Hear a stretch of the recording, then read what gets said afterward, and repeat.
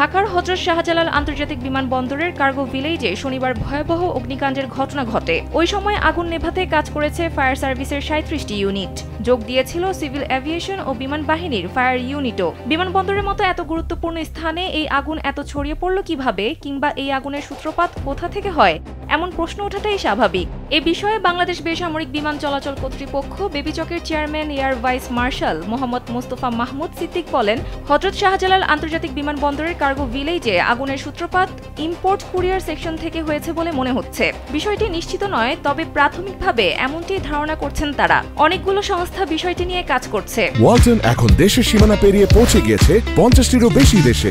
ওয়ালটন, ঘরে ঘরে বিশ্বজুড়ে। তাদের তদন্ত শেষে আগুনের প্রকৃত ও সুনিশ্চিত কারণ জানা যাবে। মঙ্গলবার বেবিচক সদর দপ্তরে অনুষ্ঠিত প্রেস ব্রিফিংয়ে এ কথা বলেন তিনি। বেবিচক চেয়ারম্যান বলেন, দুপুর ২টা ১৫ মিনিটের দিকে শাহজালাল আন্তর্জাতিক বিমানবন্দরের কার্গো টার্মিনাল, বিশেষ করে ইম্পোর্ট কার্গো টার্মিনাল এলাকায় আগুনের সূত্রপাত ঘটে। প্রথমে টাওয়ার থেকে ধোঁয়া দেখা যায়, এরপর খবর পেয়ে সঙ্গে সঙ্গে ঘটনাস্থলে পৌঁছান তারা।